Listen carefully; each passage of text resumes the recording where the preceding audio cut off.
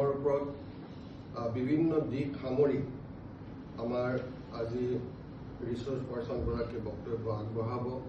মই আশা কৰিছোঁ তেখেতৰ বক্তব্যই শৰাইঘাটৰ ইতিহাসৰ লগত জড়িত বিভিন্ন কথাৰ আজি উন্মোচন ঘটাব আৰু আমাৰ যিসকল ছাত্ৰ ছাত্ৰী আছে, শিক্ষাগুৰু আছে, তেখেতলোকেও তাৰ পৰা কিছু সমল বুটলি আগন্তুক দিনত শৰাইঘাট ৰণ, লাচিত বৰফুকন বা আহোমৰ সেই সময়ৰ ৰাজত্বকালৰ বিভিন্ন ঘটনা পৰিঘটনাৰ ওপৰত এটা সম্যক ধাৰণা কৰিবলৈ তেখেতলোক সক্ষম হ'ব।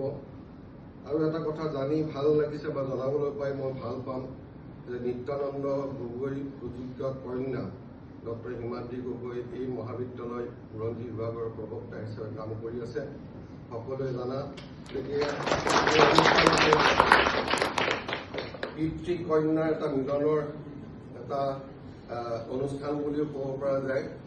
পিতৃৰ গৌৰৱৰ কাৰণ আৰু কন্যাৰো গৌৰৱৰ কাৰণ যে এগৰাকী পিতৃ 2010 চনত তেখেতে ৰিটায়াৰ হৈছিল।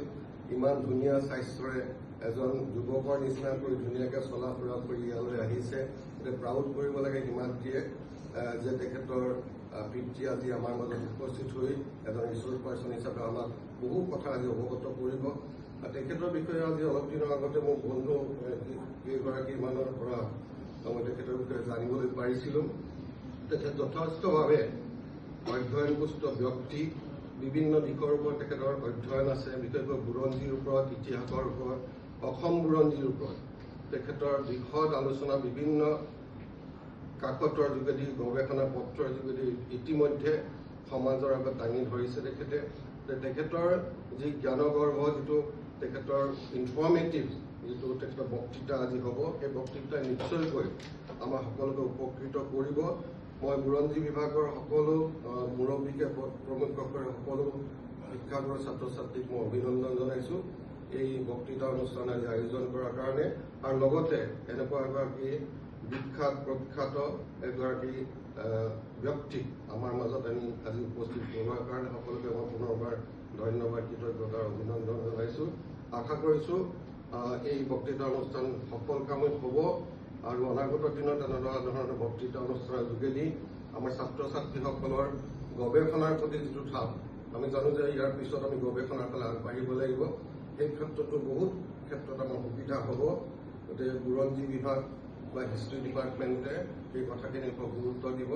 আৰু আজি বক্তৃতাটোৰ সম্পূৰ্ণ লেখনিটো মই তেখেতৰ পৰা বিচাৰিম। সেই লেখনিটো ভৱিষ্যতে যদি আমি কামত প্ৰকাশ কৰিব পাৰোঁ, আমাৰ কাৰণে এইটো গৌৰৱৰ বিষয় হ'ব।